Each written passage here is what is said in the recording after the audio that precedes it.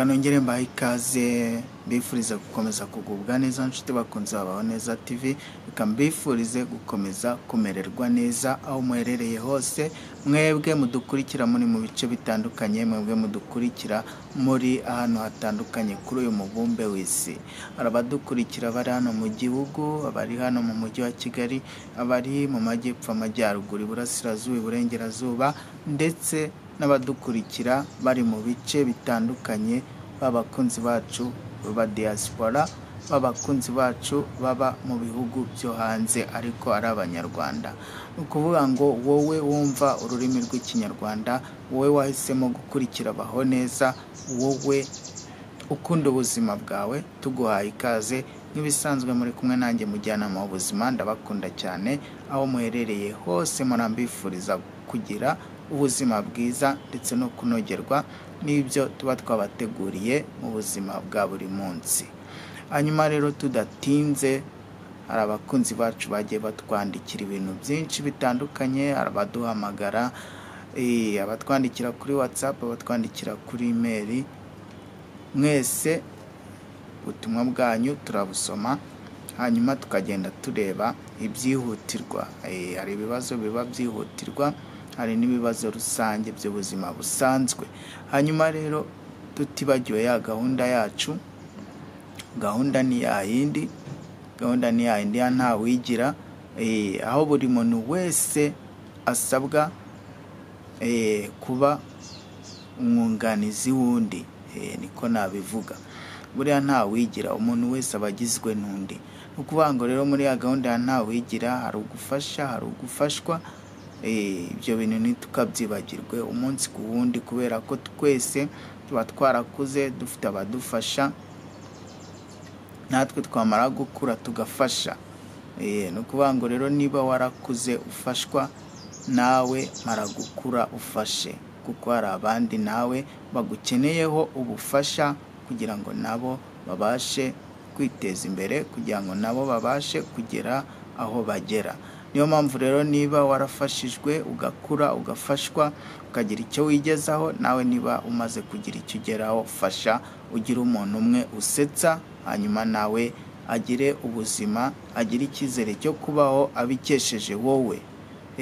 Niyo mpamvu rero kuri iyi si umuntu agizwe n'undi ntawigira. Hanyuma rero tudatinze, hari umukunzi wacu wari watwandikiye atubwira ngo afite ikibazo cyo kuma ndetse no kubura amavangingo, yakoresheje imiti yose, hafi ya yose biranga. Uyu munsi rero ngiye kukubwira umuti w'amavangingo woroshye ku bantu bafite icyo kibazo.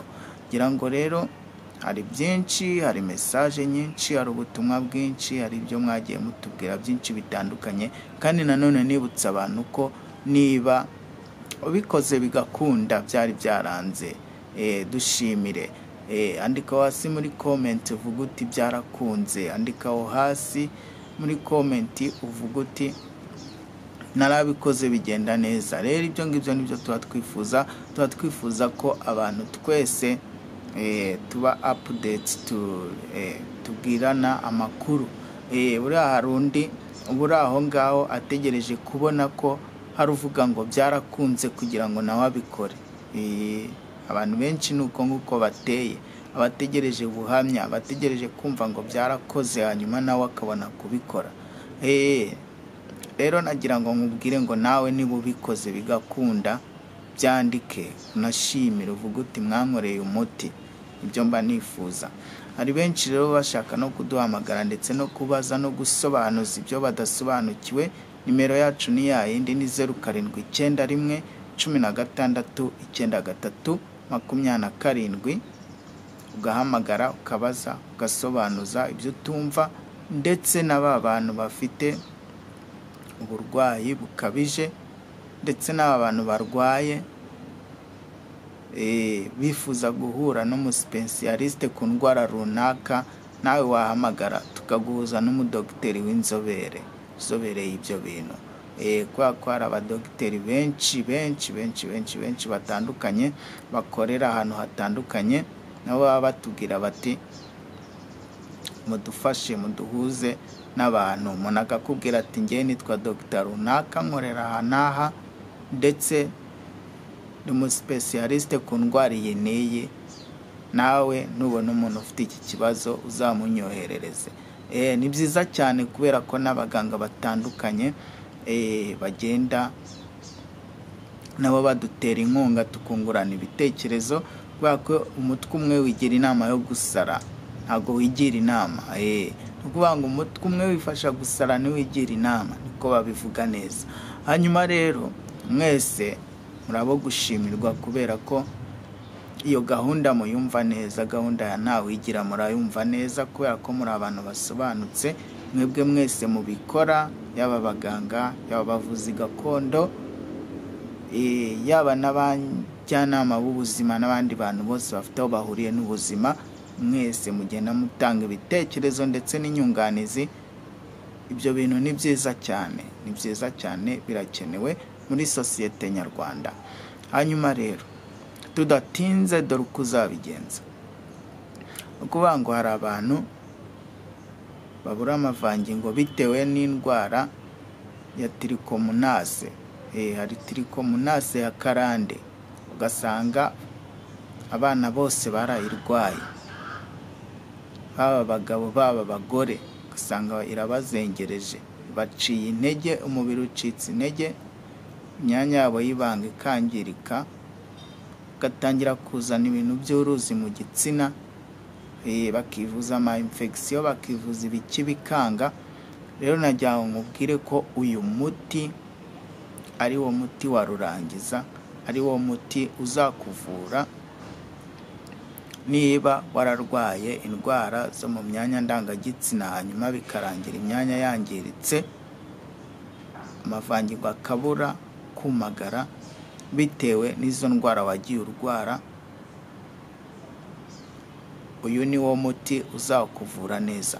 Ukuvuga ngo uzagenda ufate umwana w'insina cyangwa umukanana cyangwa umwana w'insina, bitewe n'aho ukomoka n'akarere babyita bitandukanye, ariko reka tuvuge umukanana. Umukanana w'insina uzagenda ufate, umara kuwufata uwuronge neza, numara kuwuronga neza hanyuma ukatakatemo duto duto. Ukatemo dutoya, numara kuwukata ushake litiro y'amazi usukemo, nurangiza utereke ku ziko ucanire bibire. Hanyuma nibimara kubira uzashaka ifu ya tangawizi, ushyiremo ikiyiko kimwe cy'ifu ya tangawizi, yongere bibire gakeya. Hanyuma nibimara kubira gakeya uterureho uyungurure. Uyungurure, numara kuyungurura ufate ibiyiko 4 by'ubuki ushyiremo. Hanyuma numara gushyiramo ibiyiko 4 by'ubuki, ubundi ushyire mu icupa ryiza, ikintu gisukuye cyogeje neza gifite isuku, ushyiremo wa muti wawe. Hanyuma uzajya unywa ibiyiko 4 mu gitondo n'ibindi 4 nijoro kugeza iyo litiro ishize. Iyo litiro izashira ibintu byaragenze neza cyane. Hanyuma rero nibiba bitaragenda neza nk'uko ubyifuza, uzamara ibyumweru 2. Urangije iyo litiro uzamara ibyumweru 2, wirenzeho ibyumweru 2. Nyuma y'ibyumweru 2 wongera undi. Uko nguko gutyo kugeza ibintu biciyemo neza nk'uko bishaka. Hari n'ababa bifuza kongera kugira ngo abe menshi, bafite dukeya. Abo nabo namwe ubona umuti mwiza uzabafasha kongera bikagenda nk'uko ubyifuza, ugashimisha umukunzi wawe. Nuko nguko uzabigenza, hanyuma ubuzima bukongera bukaba bwiza, bikagenda neza. Murakoze cyane, ari kumwe nanjye mujyanama w'ubuzima, ndabakunda cyane. Hanyuma icyo nagenda nakubwiye nuko nakubwira ko muri Milanova Cooking Academy ushobora kwiyandikisha ukiga guteka ukiga gukora imigati, gukora amakeke, gukora ikawa, byinshi cyane bitandukanye. Miranova Cooking Academy irakwigisha, ikanagufasha no kubona akazi, ikanaguha link zo hanze ku bantu bifuza kujya hanze, abantu bifuza gukora uyu mwuga wo guteka hanze, ndetse n'abakora amaji, ndetse n'abakora ikawa. Ibyo byose rero ushobora kujya kubikora hanze mu bihugu by'Abarabu, by'umwihariko Qatar, Dubai na Oman. Ibyo nibyo bihugu by'umwihariko Miranova igufasha mu guhita ubona akazi byihuse. Qatar, Oman na Dubai. Uri tayari kujya Dubai, iga gukora ikawa, ubone certificate ya Miranova Cooking Academy, uhita ubona amahirwe yo kujya Dubai. Murakoze cyane rero. Ikindi nababwira ku bantu bafite amabranjeri cyangwa abantu bakora ibikomoka ku ifarine, najya nkubwire ko muri Miranova bagufitiye ifarine nziza ikoranye n'imisemburo n'amata. Ibyo bintu byose wifuza gukora, nawe wifuza gukora keke, hari ifarine ya keke, wowe ugenda uponda gusa uhita ukora keke. Niba ari amandazi, hari ifarine y'amandazi irimo amata cyangwa irimo amagi. Ibyo bintu byose bikenerwa kugira ngo ugire irindazi rimeze neza, iyo farine ibikoranye n'ibyo byose, hanyuma wowe ukagenda uponda gusa ushyira mu mavuta. Ni ibintu byoroshye kandi bizihutisha akazi kawe. Wa mwanya wamaraga ushyiramo imisemburo, wa mwanya wamaraga ugira gutukoro guvanga, rimwe na rimwe bigapfa kubera ko wakoze ibipimo bibi. Ibyo ngibyo tandukana nabyo, kubera ko muri Miranova baragikemuye, aho baguha ifarine irimo ibyo byose kandi ku gipimo cyabyo, udashobora kwibeshya. Wowe ukagenda upima amazi gusa, ponda ushyiramo. Ibyo byose rero Miranova yabizanye kugira ngo bikorohereze akazi kawe, ube professional mu byo ukora mu bijyanye n'imigati, ndetse n'amakeke, ndetse n'amarindazi. Abantu benshi bajya bagira icyo kibazo, ugasanga umuntu amaze kugira abakiriya bitewe n'iki? Bitewe n'uko umukozi wakoraga ayo mandazi yigendeye, agahita ahura n'igihombo ako kanya, kubera ko bya bipimo wa mukozi yakoreshaga bazanye undi mukozi, umukozi ntabikore nk'umwe wa mbere. Ni ikibazo gikomeye. Umukozi atabikoze nk'umwe wa mbere, karite irahinduka.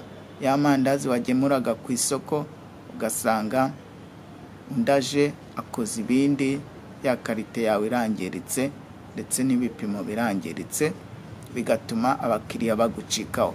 Rero kubikemura no kugura ifarine irimo imisemburo, irimo amata, irimo amagi, hanyuma ukagenda ugakora amandazi ari karite kandi atazahinduka. Biroroshye, wanabyikorera. Nuko nguko umuntu yinjira ku isoko agatangira gucuruza byihuse. Ndabashimiye cyane. Hamagara